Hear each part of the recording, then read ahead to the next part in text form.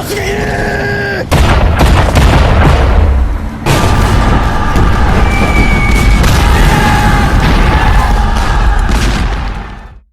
everybody. This is Craig from the Pacific War Channel, where we cover the entire history of the Asia-Pacific War from 1937 all the way up to 1945, and all the major events before and, in this case, after it. My guest today is Lieutenant Colonel Tom Williams of the United States Marine Corps, who had 29 years active service with the United States Marine Corps, and then 11 years retired, but I would have to say, working very hard still in the Middle East. You had 6 years in Saudi Arabia and 5 years in Afghanistan, if I'm not mistaken. And even before your military service, as I learnt in a book we're about to talk about, you traveled the world with your adoptive father, U.S. Air Force Major Carl Williams, and you learnt an impressive amount of languages, French, Arabic, Japanese, later on Italian, Vietnamese, and Dari. You seem to have a real gift for language acquisition, I must say. Now, we are here today because we're going to be talking about, well, your first book, but it's going to be part of a series known as The Heart of the Marine. And, well, it came out this year. The first book is titled Doorsteps of Hell, and it focuses on your early childhood, I guess you could say, your life as a Marine serving during the Vietnam War, and you sprinkled in some military service throughout your life afterwards. Now, everybody, Tom, how are you? Oh, I'm doing well. Thank you very much. And I appreciate you interviewing me.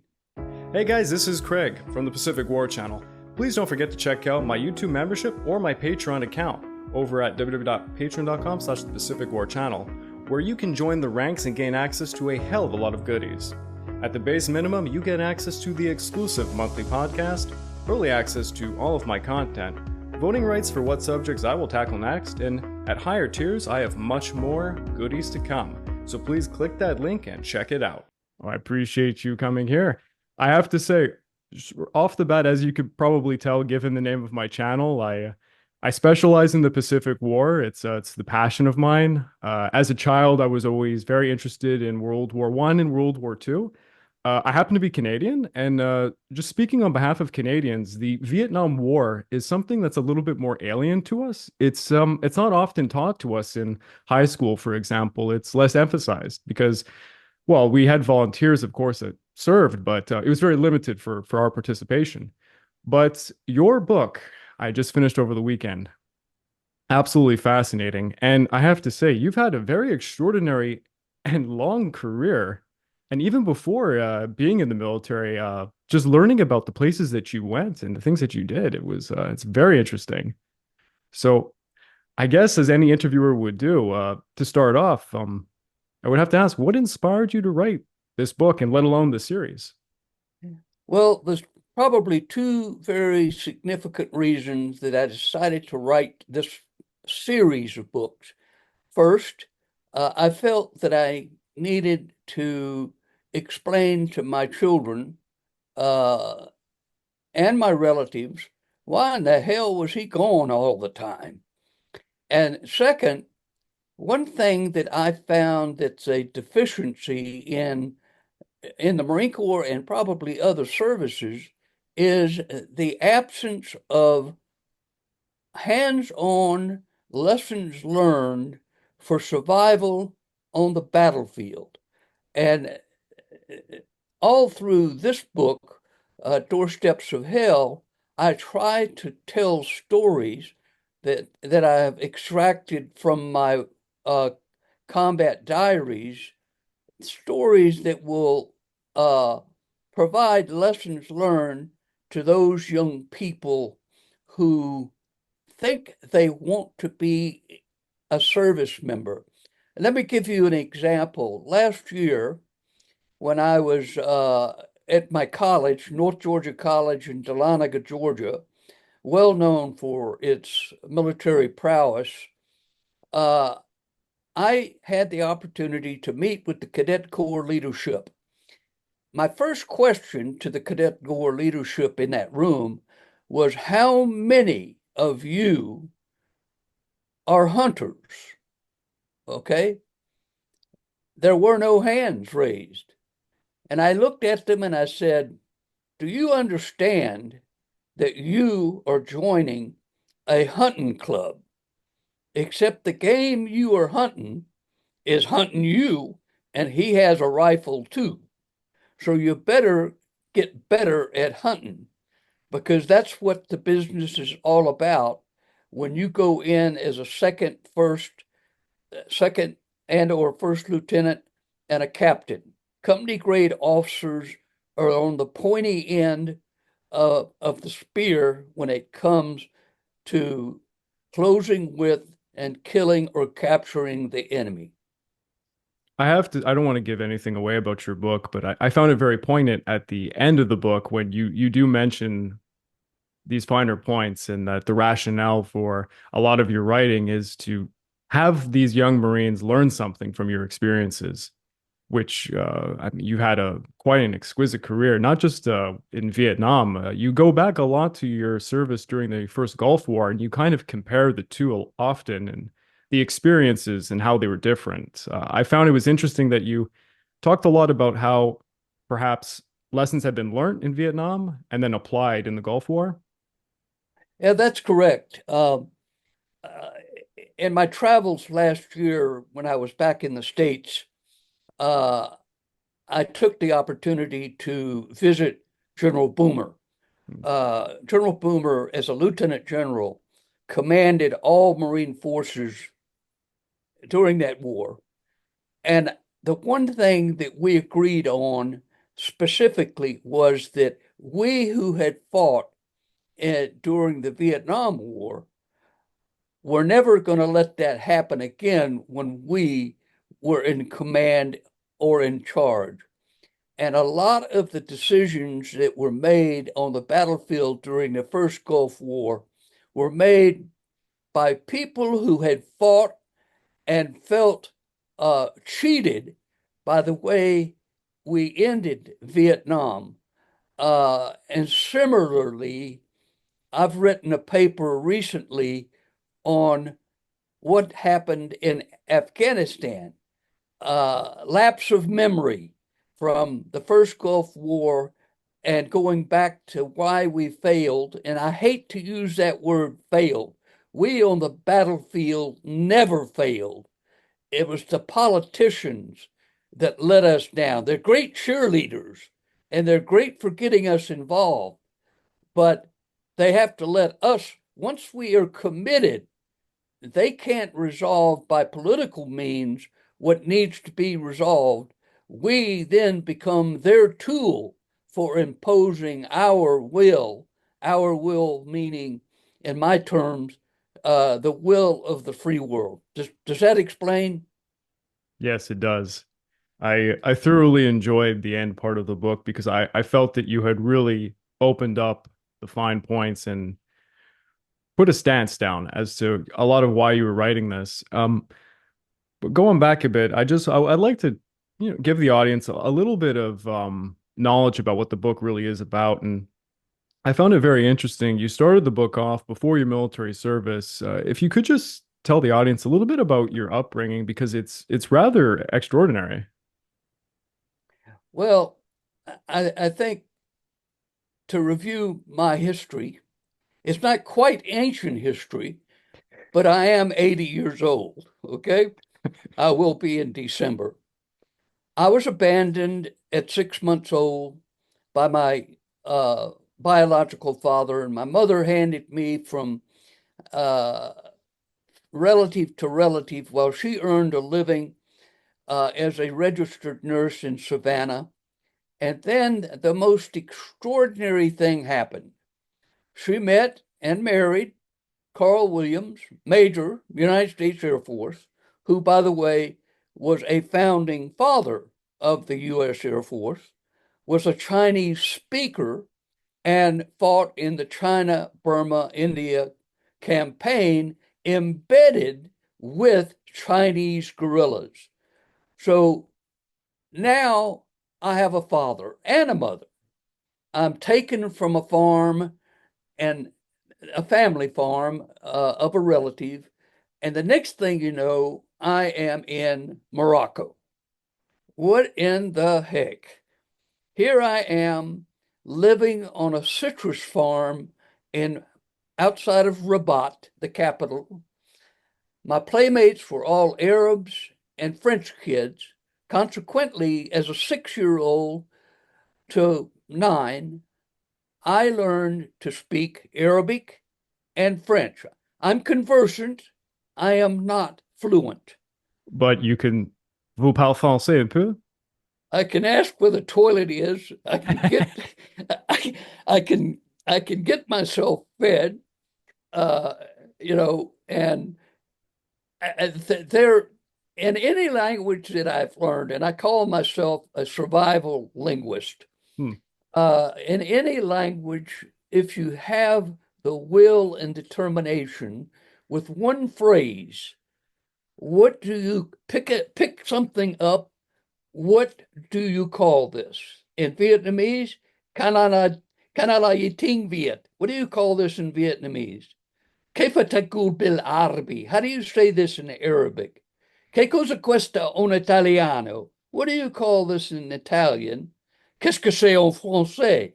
What do you call this in French? And then in Dari, which is a dialect of Farsi, you can say Yadri, which means in the language of Dari, what is this? Hmm. And okay, so after Morocco, it was to California. After California, it was South Carolina. After South Carolina, it was Tokyo, Japan. And my dad has a love for the Orientals. And one thing I learned was just a little bit of knowledge of any language helps you get along.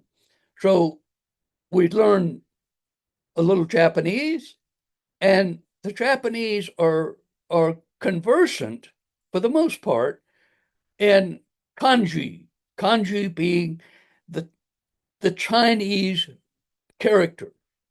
And so Dad would always correspond when he could with the Japanese in kanji. He would write, for instance, he would go into a restaurant, Chinese in particular, and he would write his menu selections in Chinese calligraphy, and the waitress would take it to the kitchen, and invariably the cook would come out to see who the hell is this writing the menu on a napkin. But it was Morocco also that got me interested in Roman history. There's an ancient Roman city, and in the movie Patton, it's featured in there. It doesn't call it Volubilis. Volubilis is the name, but that was my first Roman ruin.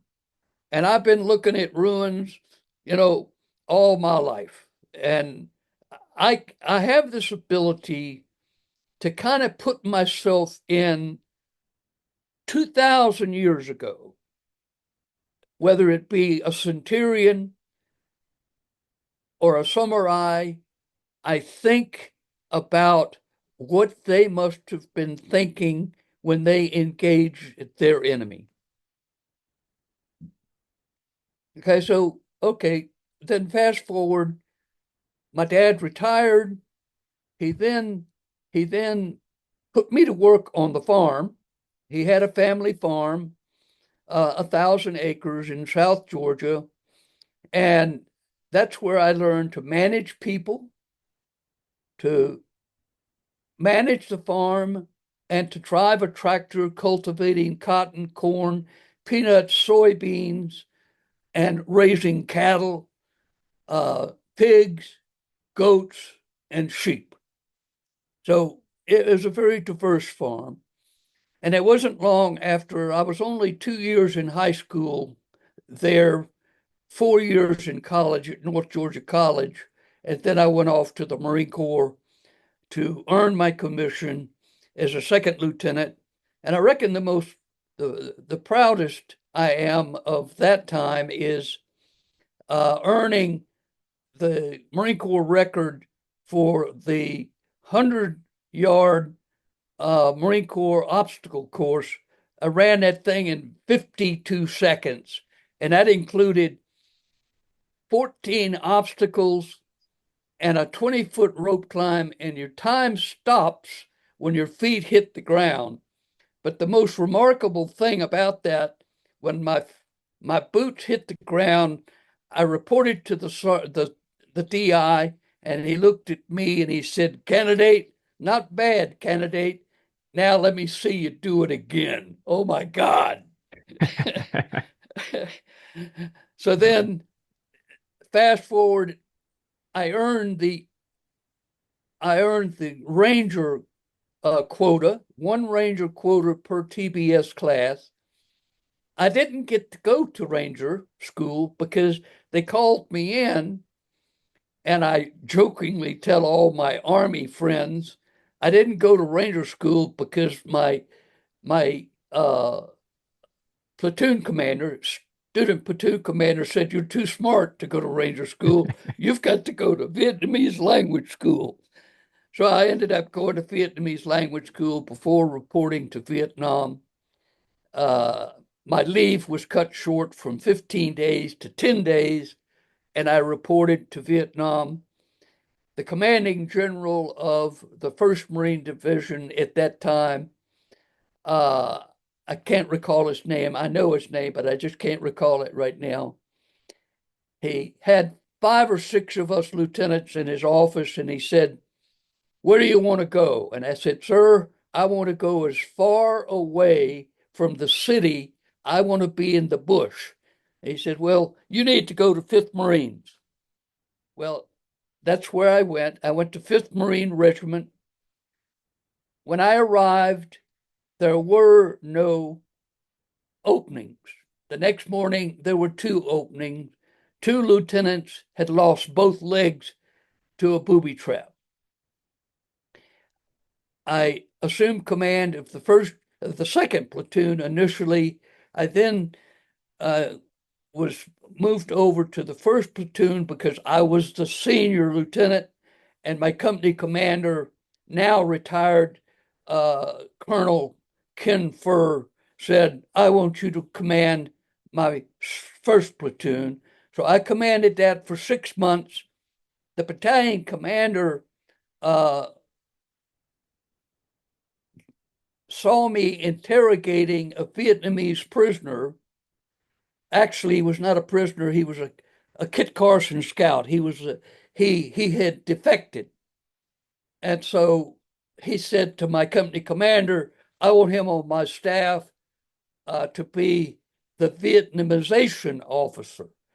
Well, I went and literally begged the colonel to let me stay as a platoon commander, remain as a platoon commander until the end of 6 months. They had a policy of moving lieutenants out of the field at the end of 6 months.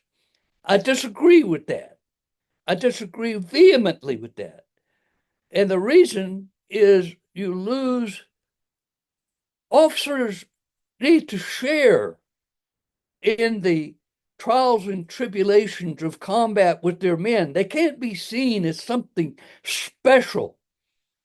Officers are there to do what needs to be done as an officer and to hold their Marines accountable. I managed to get that. He said, "Well, if you can't be a platoon commander, what do you want?" I said, "Well, how about making me a company commander?" He says, "You're only a 2nd lieutenant. I've got 1st lieutenants and captains that deserve an opportunity to be company commanders." That made good sense. And so he said, "What else?"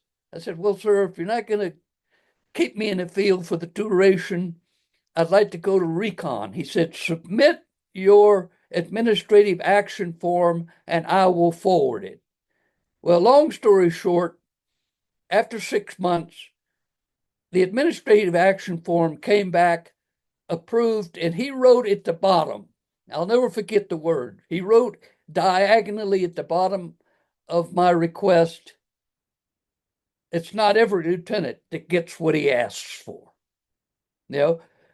But my lesson there to the young would-be soldier, sailor, or Marine is don't hesitate to ask for what you think you want, but know what you want.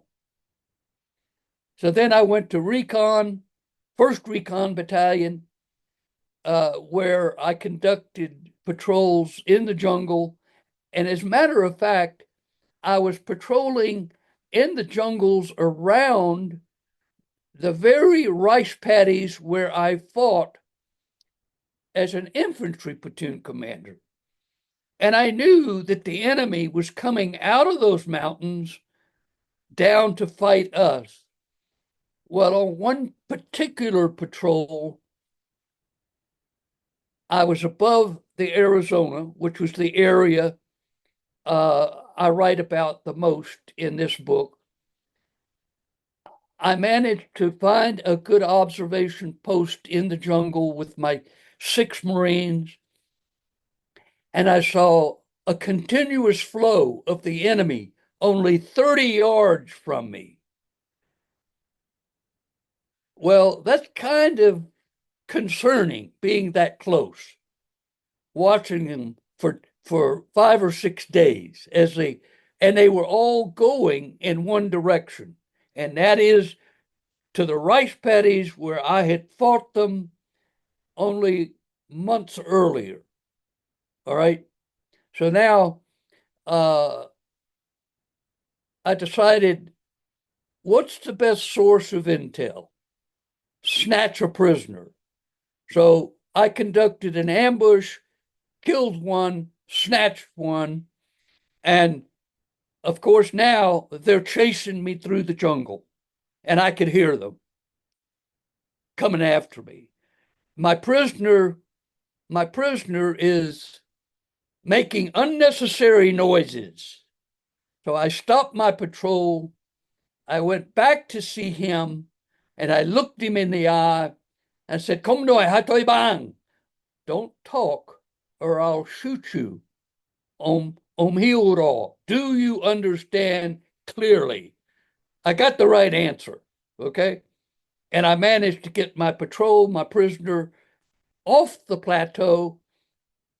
But the extract was particularly interesting too, because the cloud cover on that plateau descended to the top of the plateau. So now I can hear helicopters coming up the jungle valley, and I had to control them by sound. At the right moment, I told him, "I'm at your 9 o'clock." He turned. I said, "Be careful because I'm on a stone shelf and I don't want you to run into it." So all of a sudden, the nose of the Cobra came through. The pilot acknowledged me, and then I asked him by radio to give me some fire support behind me. And the CH-46 came in, reversed, put his tailgate, lowered his tailgate onto the cliff. My team, the prisoner, and I were then lifted out. You cannot know the exuberance you can feel when you've done that. That's why recently, with what the Israelis have done with their let's say surgical hit with radios and pagers, that is surgical. That's how you need to fight a war. So then I rotated. I went to Quantico, and at Quantico, they wanted to make me a platoon commander of a staff platoon commander at the basic school, and that was something I really wanted. But I had a new child, and I wanted, I wanted to spend some time that, but, it's always the needs of the Corps. The needs of the Corps always come first. Orders are not an opportunity for debate. You got to do what you're told. Now, my second book, the companion to this book, will be about my being embedded with the Vietnamese Air Force during the 1972 Easter Offensive. But that's a completely different subject. Yes, Does that answer your question, sir? Yes, it does. And I'm very I'm eager for the second book. Do you know when it might be coming out? Uh, Hopefully, it'll be out early next year, and it will have. I had the presence of forethought. Let me back up. I had gone to Hawaii after my first tour. I made a mistake earlier. I didn't go to uh, Quantico. That's after my second tour.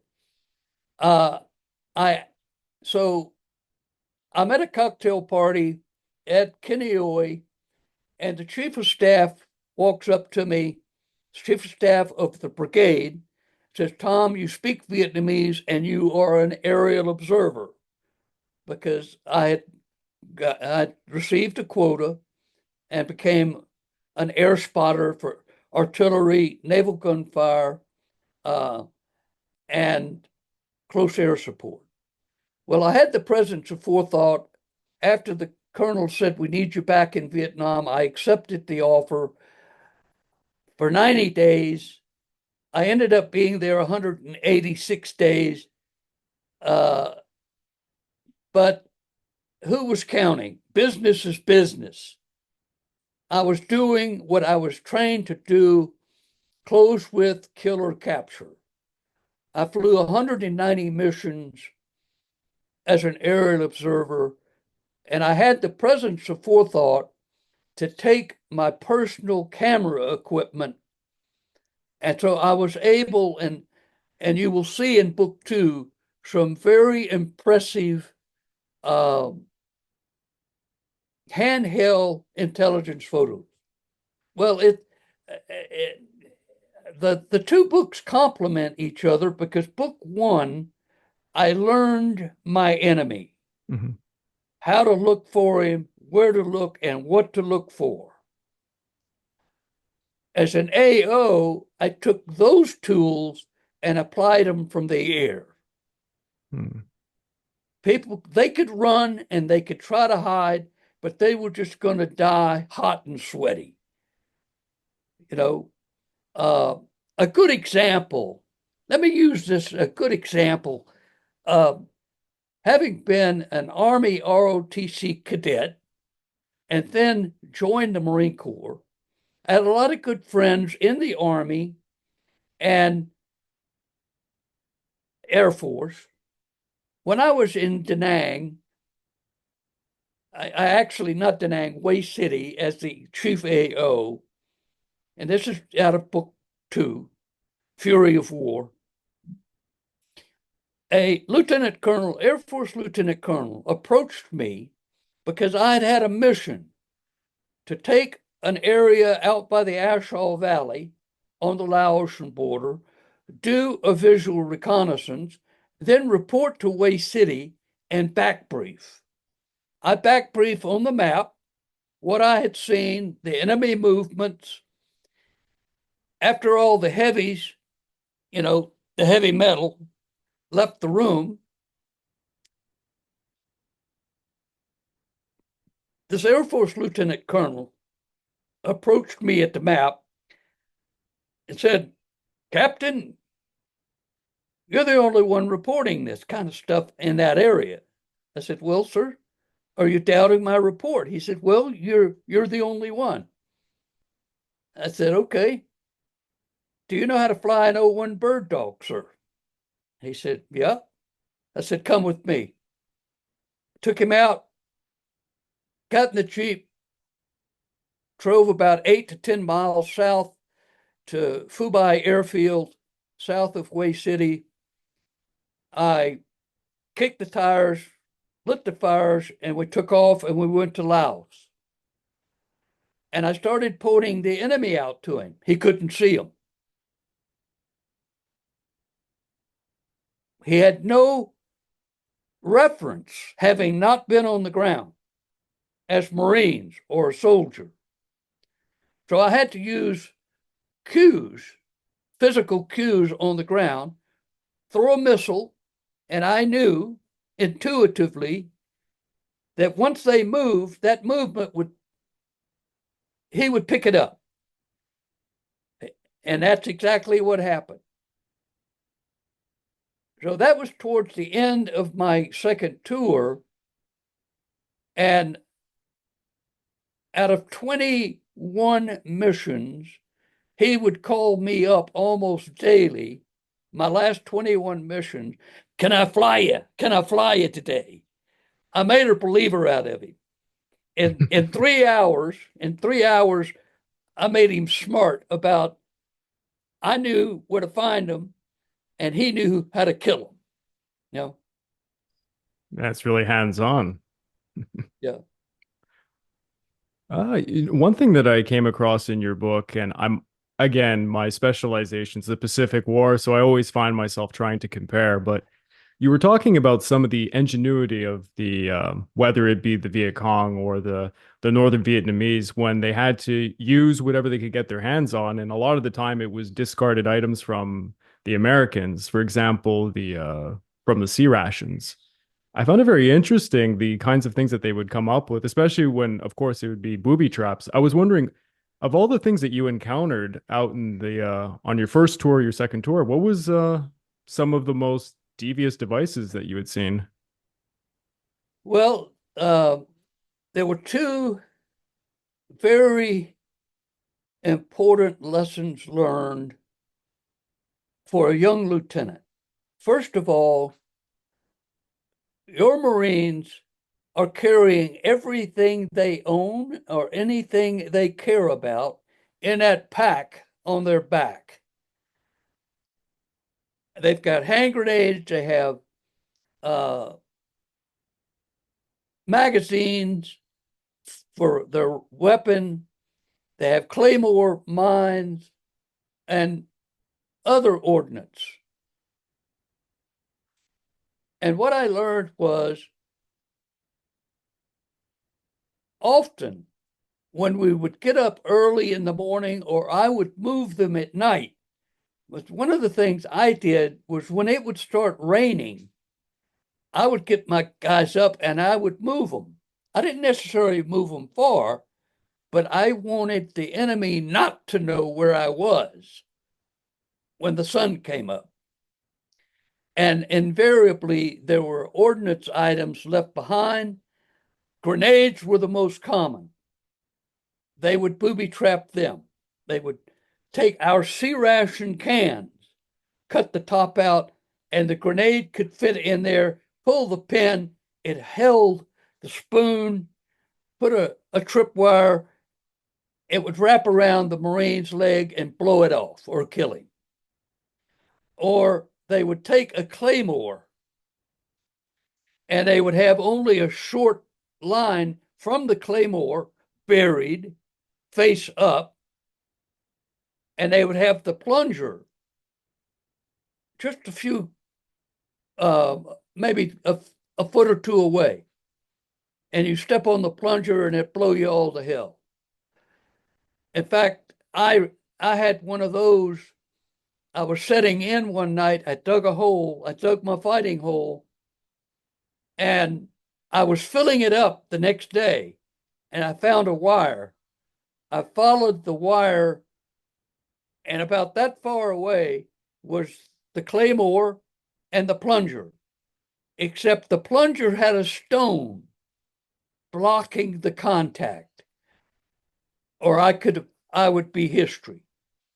The worst were M60 millimeter rounds or 82 millimeter rounds, 81 millimeter rounds, 105 millimeter rounds, 155 millimeter rounds that would be buried, and then you would step in a hole, trigger it, and it would just blow you all to hell. I reckon what needs to be said there is the whole time you were in the rice paddies, you were literally only a footstep away from being wounded or completely incinerated. Yes, it's very But reminiscent of some of the things that I've read about when it comes to the Japanese when they were facing situations where they, well, if they were left on an island, let's say it was Guadalcanal, for example, and they had very limited resources, burying, munitions and such to make improvised bombs. It's very strikingly similar. well, in book one, Doorsteps of Hell, I had the good fortune on a movement to contact to find a trail. I took a team, a fire team, and myself, 4 Marines and myself, and I followed the trail, and it skirted around a B-52 strike area, and then it went along a ridge. I walked into a North Vietnamese sapper training camp. You understand what a sapper is, right? Yes, I do. Okay. And in that camp, lining the trail going in, was every caliber of ordnance they had collected and they were holding in stockpile. As you came into the camp, on the left was a kitchen dug out of the clay bank. And what was unique about that was they actually did, in order that the smoke from the kitchen wouldn't go straight up, they had put up a ridge like the modern day leach field for a cistern, so that little bits of smoke would come up and it wouldn't be a big plume. Then they had picnic tables built out of bamboo. They had rifle racks, and that faced an area that they had built like an American fire base.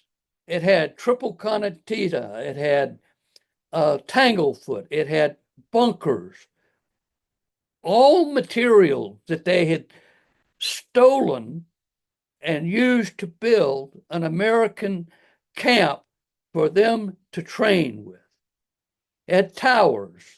It had running water into the camp using bamboo and A-frames. Remarkable. That same day, and this is also in book one, I found a regimental command post, the 575th NVA Regiment, and it was remarkable, unbelievable the way they had fortified it, dug in under rocks. They had running water, they had kitchens, they had toilets. It was amazing. And another thing I came across, again, it's reminiscent of what I've heard from Marines during the Pacific War, was the trouble with trench foot. Of course, it's something that goes all the way back to World War One. To thwart trench foot, you had to innovate because of during your first tour, you had issues with the boots, and you had to try and create these things that I think you wrote them as Ho Chi Minh sandals. One of the problems when your feet are constantly wet is trench foot, immersion foot. I have seen Marines from the top of their boots down to the tip of their toes to be blood, nothing but raw, bloody feet. That's when you have to take their boots away from them and make them wear when we made a kill, we always took the Ho Chi Minh sandals. Now, what's a Ho Chi Minh sandal? It's the rubber from a tire and the inner tube for the straps that every VC or NVA wore. They didn't wear boots. They wore Ho Chi Minh sandals because that was their terrain. We were fighting on their terrain. So they knew they needed to protect their feet. You know, Napoleon said that an army moves on its stomach. Well, I'm here to tell you, if you have rotten feet, you got a problem. You ain't going to walk anywhere. So, and another interesting thing, tying that back to your previous question, ingenuity. Their ingenuity, they would take, do you know what a tape antenna is off a PRC 70, a PRC 25 radio? The short antenna? Yeah. A piece of, it's a tape antenna, we called it. Yeah. Well, they would take a piece of that discarded tape that had broken. This is, again, using our materials. They would bend it.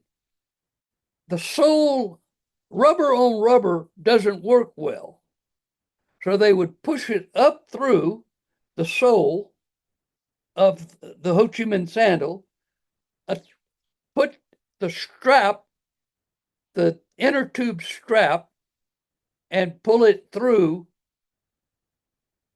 the rubber sole. So that was using another piece of discarded material to their benefit. Speaking about all of this, I guess I have to ask, of all the things that you personally faced, what was the most terrifying experience? Getting shot off a stump one day, I reckon. It was not unusual to see horrifying things happen. And the worst is to see a Marine terribly wounded, mutilated, contorted after a booby trap.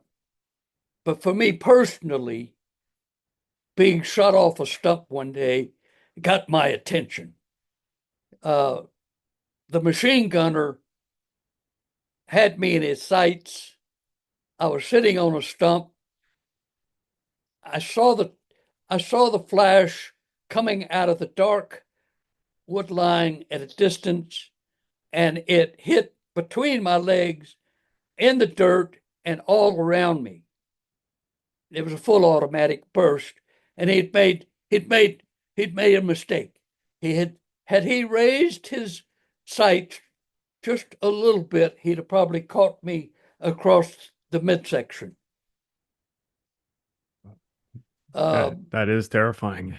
Yeah. Well, it gets your attention. Yeah, certainly. I would imagine. You speak a lot at the end of the book about, I guess the only way I could put it, why the outcome was the way it was in the Vietnam War. And you said a lot of things, you usually bring it back to the Gulf War as to things that could have been changed. But in your recollection, what do you think was some of the greatest factors that limited the ability for the United States to successfully, take out the North Vietnamese in this case? First was we allowed them to have a sanctuary in Laos, Cambodia, and North Vietnam. Second, like World War II and like the first Gulf War, we didn't rotate people in and out. They stayed until the fight was over. That was one of the things that General Boomer insisted on. You don't go home until this fight is over during the first Gulf War. Psst. Hey, you ever hear me talk about some great Pacific War movie or documentary like Pearl Harbor Minute by Minute over on Netflix and feel the urge to watch it for yourself? Uh-oh, you live in Japan, and your Netflix doesn't have it? Must suck to be you. Sucks to be me right now. Oh wow, season 4 of Demon Slayer is out. Oh wait, I can't watch it on Canadian Netflix, but it's over on Japan Netflix? Whatever will I do? Oh, no. Being blocked from regional content? With private internet access, you too can watch Demon Slayer Season 4 by switching your IP address to Japan. Yes! Hell yeah! Why stop with Japan? With private internet access, you can change your IP address to over 84 different countries and every single US state, giving you access to region-restricted content all over the world. Nice. Many websites and services like Netflix are only accessible depending on your physical location, but private internet access helps you overcome these restrictions. Think about it, without private internet access, it's like paying for a TV series and missing out on the latest season. Shots fired, Demon Slayer on Canadian Netflix. Is that like a personal attack or something? Ever fear people are gonna find your Google searches? Banzai! Banzai! Banzai! FBI, open up! Private internet access makes sure that those Google searches remain a buried secret, as private internet access encrypts your internet access and has a no logs policy. Think you're safe with the local coffee shop's free Wi-Fi? No, you are certainly not.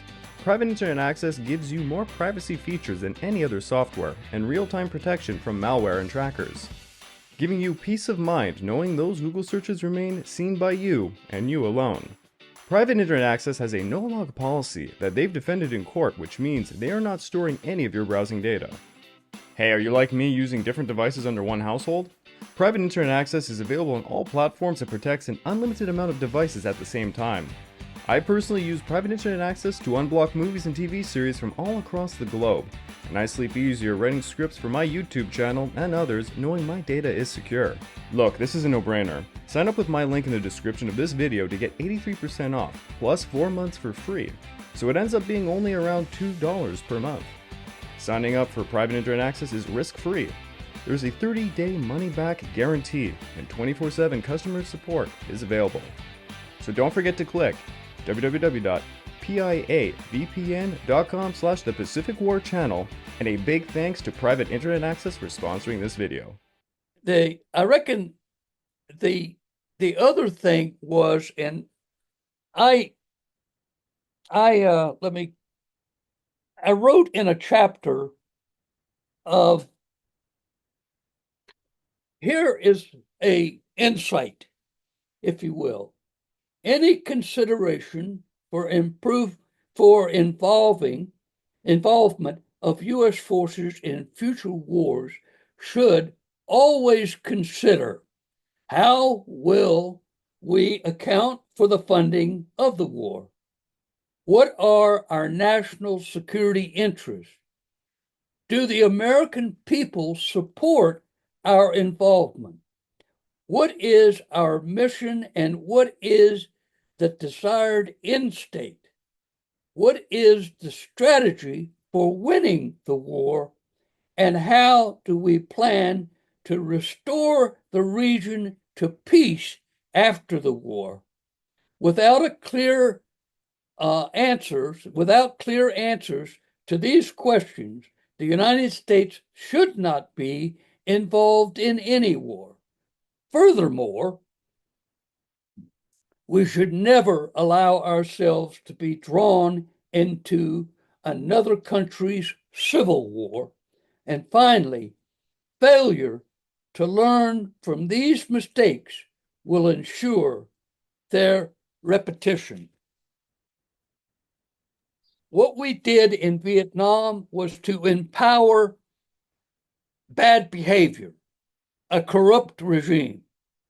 The same thing happened in Afghanistan. Identical. I was there for 5 years. I saw the same symptoms in Afghanistan that I saw in Vietnam. I wrote 2 papers trying to explain what happened in August when we abandoned $84 million of equipment and we abandoned the people of Afghanistan. We didn't fail. We, the fighter, didn't fail. Our government failed. Those two papers caused me a lot of heartburn. One almost got me fired, but I turned the tables on them. I wrote I wrote my contract headquarters in D.C. They sent an investigator out. Long story short, the investigator happened to be senior to me by 2 years at North Georgia College. Now, what is the chance of that going to happen? He said, they can't do this to you, Tom. I said, I know that. That's why you're here. The next time I was in Kabul in 2012-13, I wrote a similar paper. My contracting company said I was going to be fired. My military bosses called my contracting company seniors in and said, leave Tom alone. We like what he's doing for us. He's doing the right thing. At the end of my last year in Kabul, I'll never forget my going away luncheon. I thanked my active duty colonel, who happened to be a Canadian, oh, by the way, and I thanked him for saving me. He stopped me mid-sentence, and he said, Tom, we didn't save you. We saved them from you. Well put. I'll try to keep it based on the book. I'm sorry. I'm so interested because of course, I'm 35 years old. I am an avid reader and I'm a historian. I love military history, but I can't help but look at the world right now and see the events that are currently unfolding in the Middle East, take for example, and it's almost as if history is repeating itself. And it seems like the conflicts are going to look exactly like we saw with Vietnam at some places. Well, with good, strong leadership from the top down, allowing the commanders to do what needs to be done. Once the politicians have made the decision that they can't resolve it by political means, so now they need to use us, the military, as instruments to impose our will on the enemy. They need to let us do it. Get out of the way and let us do business. Yes. We don't want, having been in Vietnam twice, evacuated Beirut, fought in the first Gulf War, spent 6 years in Saudi, where my camp was blown up by Al-Qaeda, killing 10 of us, and then going to Afghanistan and damn near being killed there by rockets from the terrorists. Mm-hmm. I don't relish having to go to war again. And I don't want my children to have to go to war. Of course. I guess that brings me to my next question because I felt there was something that was a strong part of your book. What would be your message to those, even current young Marines or those looking to become Marines, given in today's climate, best piece of advice? Well, the first thing is, and I was serious when I asked that first question, you need to be a hunter. You need to be out there in the bush. Critters and the enemy, they're critters too. And you need to know the way of the critter. 1, 2, don't be a wannabe.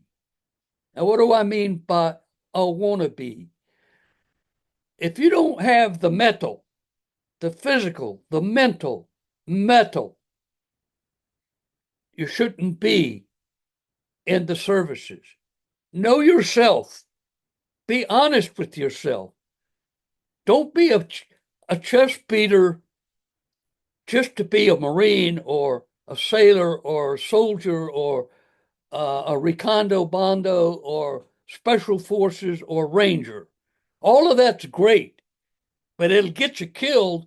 But worse, it'll get your men killed if you're not good at it. Oh, well said. And I do have another question because I found it was very interesting the parallels between your adoptive father's experience with the Chinese guerrillas in the CBI theater, and you would talk about your experiences in Vietnam. What kinds of stories did he tell you about his experiences that helped you out? Well, Dad was, as a Chinese speaker, he worked closely with the guerrilla leaders to get resupply of ammunition, to get food. But many times he couldn't get in because they were in the jungle. So, do you know what an Indian jungle fowl is? No. Okay, the Indian jungle fowl is the original chicken. All right.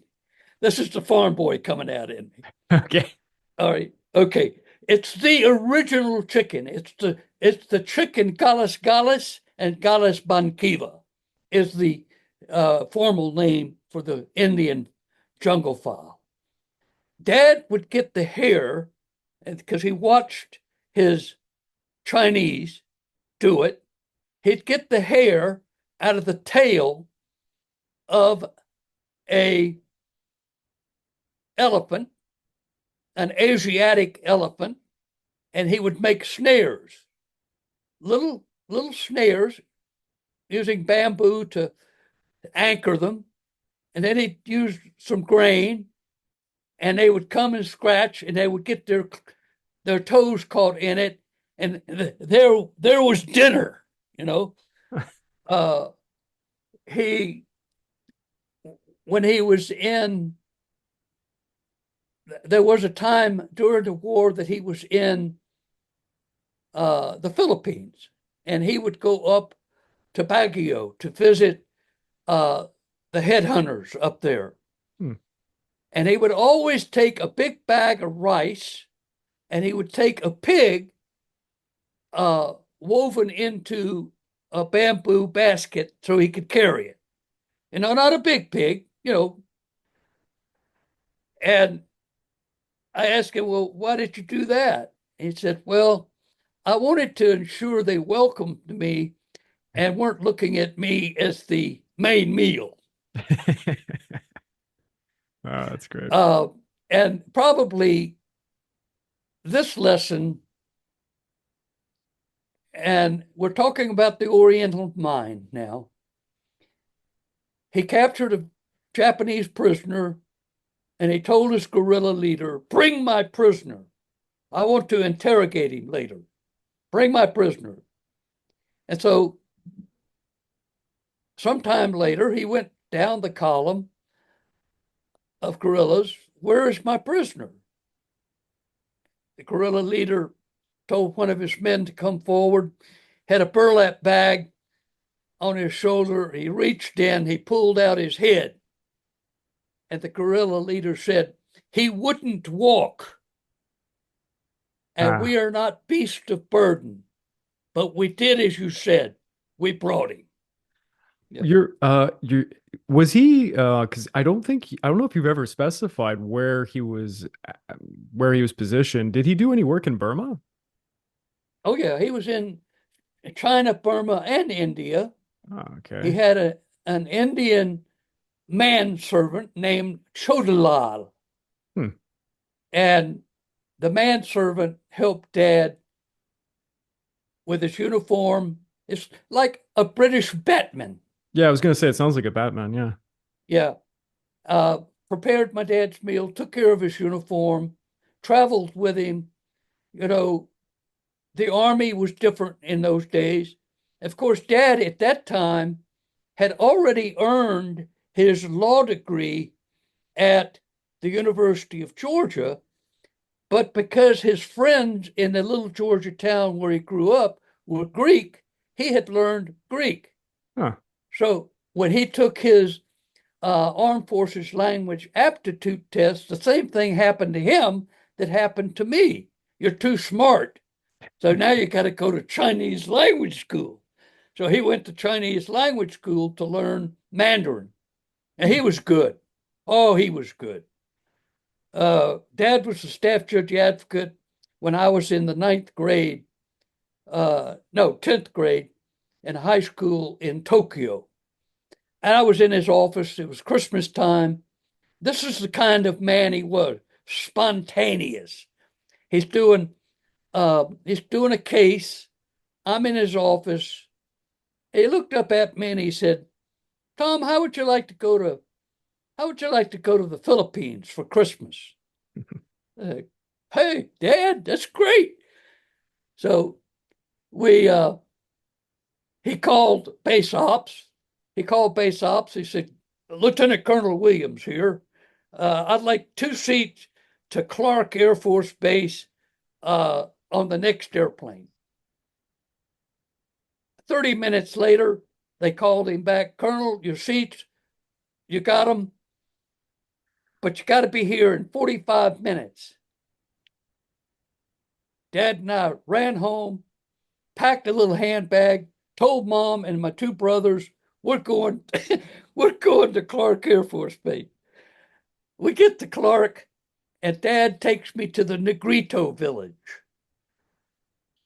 And all around Pampanga, all around Clark,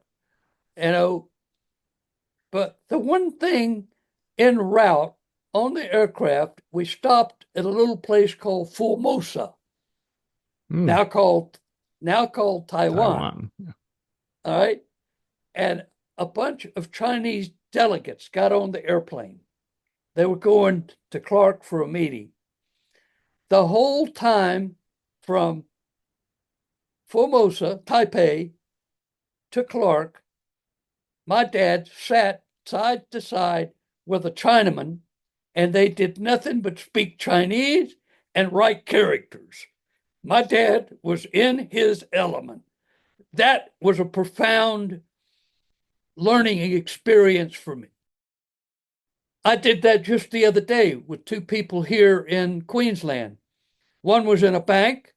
I looked at the young lady.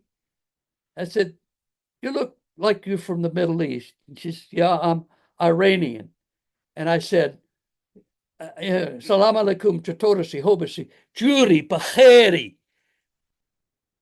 in her language, which means, hello, how are you? And we spoke Farsi back and forth. My dialect was Dari. Hers was, she later referred to it as Persian. So the Persian language can be Persian, Farsi, or the Afghan dialect of Dari. But the point I want to make is that was the kind of man that raised me. It seems that he really instilled a passion for language. I myself, I speak English, French, and a little bit of German, but I very, very much struggle with learning languages. It took me forever to learn French properly in my adulthood. But the amount of languages that you picked up, and from a very early age. But see, it's important that you say that. I have a friend who's got an infant, and I told them, the couple, the smartest thing you can do is when that child is a little older, put them in a play group with children who speak a different language. Because it's like, and you'll appreciate this because you speak French. Mm-hmm. It's all about the prononciation.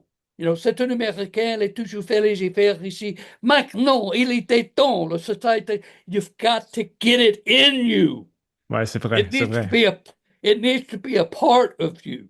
Mm-hmm.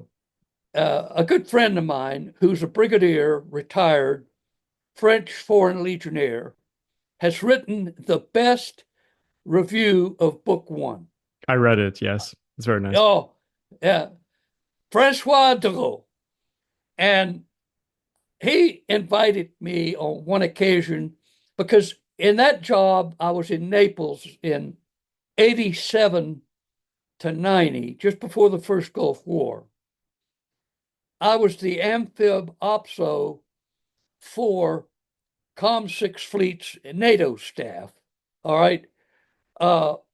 And as such, I dealt with all the NATO nations who had amphibious forces, the Spanish, the Portuguese, the Italians, US, the Brits, Netherlands, the Turks, the Greeks, and quarterly I would have a coordination conference in Naples. I had a penthouse in Naples to die for. I won't go into that. But Francois and I got along so well. He said, Tom, I want you to come to France before the exercise, attend the Camaraderie for are you familiar with Camaraderie? Yes, I am. Okay. So I attended. He says, I want you to wear your dress blues. Okay. Yes. And so I did. And lo and behold, they put me with the French general staff. Wow. And I watched the parade. I participated in the visit to the museum and enjoyed. In fact, I had the presence of forethought to make up a little plaque to go on their museum wall. If I were not in French, en français, if I were not a Marine, I would be a Legionnaire. They hung it up. Well, the point of what I'm trying to get over to you was his dad was a partisan. Are you familiar with partisan? Wait. Okay. And his dad chewed me out. He chewed me out. He said, you have the pronunciation. You should be speaking more French. Yeah. Yeah. Uh, Yeah. and I guess it kills me to ask this question, but there was one thing in your book, and it really leapt out at me. It was very I was very surprised. But you had mentioned seeing something in the jungle. You actually mentioned it twice. Rock apes. And I have heard about this only on one occasion. Could you possibly just tell me a little bit more about this encounter? Rock apes, right? Yes. Okay. Rock apes are somewhere between a gorilla and a chimpanzee, Mhm. okay, in size, very similar in appearance. And it happened when I was on a recon outpost. It's a radio relay where teams that were out too far to get signals back to Da Nang needed a relay. And my Marines that night were alerted by sounds around our perimeter. And I suspected, and I proved myself correct, that I was being surveilled, close surveillance by the enemy, because I took a patrol out, being infantry mindset, and I patrolled around, and I found where they had been surveilling us. They were looking for the opportunity to overrun us. Well, at night, we heard these noises, and I thought it was the enemy. So I had everybody, 15 men on a jungle hilltop in the middle of nowhere. The next day, it just so happened, I saw these little gorillas, let's just call them that, rock apes, around my perimeter. They were just curious. And to chase them away, we threw some grenades, and they didn't want any more of that. So they left us. Yeah. Thank you. I had to ask that one question. I had reading it over the weekend. I've only heard of the term once before, and I'd seen videos on YouTube about the subject, and I was very surprised to come across it here. But I guess to finish off this conversation, I think one of the most important things would be to ask what, not just, I guess, not just for Marines, but what can people learn from your first book? What should they take away from your story? Well, it it talks about the first part is a young man, a young boy who had no life. And all of a sudden, somebody came into his life and opened the doors to life. The second part is about my education. Going to college, getting a degree, yeah, getting a degree, that's important. But the most important thing I want people to take away from section 2 is the lifelong friendships that you will make while you're in college. The education goes without explanation. That's important. You learn to write. You know, I took my first article back to my English professor as a major, and he looked at it, he read it. He said, Tom, we gave you the tools, but until you live, you have nothing to write about. And then section 3 is just full of survival lessons learned.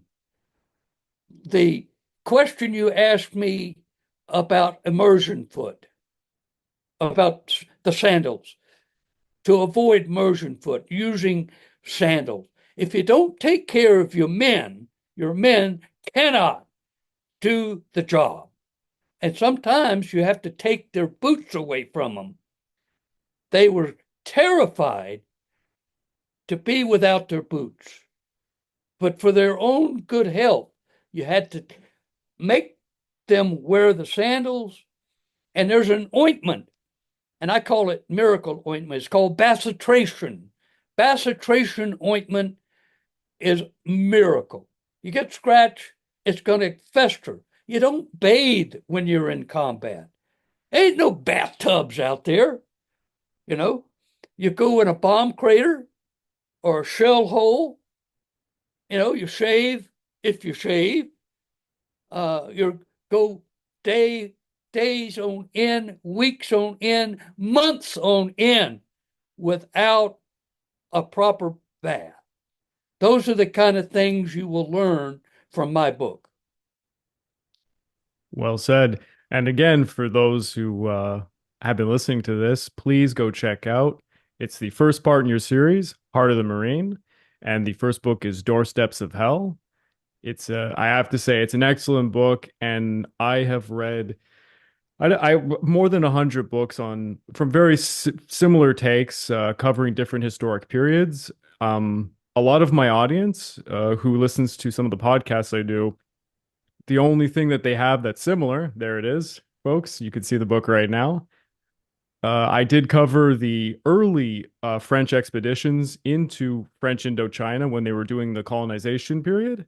I've covered World War One, its effects on places like Vietnam, Cambodia, and Laos. But I'm right now covering the Pacific War and the Chinese Civil War. I hope in the future, because you've really invigorated my interest, I hope to actually tackle Vietnam. It's something that's actually quite alien to me, and I can't wait to read more about it. And I have to say, it's been an honor to listen to you today, sir. And if you could, maybe you could just give a few last words to the audience. Well, like I said, my book is all about providing lessons learned, but more importantly, it is my legacy to my family. And Greg, anytime you're down under, you got a place to stay. But bring your work gloves, okay? I have a 75-acre cattle property, and I'll put you to work. That sounds like a challenge, sir. I can't wait. Thank you Yeah. so much. My pleasure, sir. Thank you for interviewing me. It's my pleasure. Bye for now.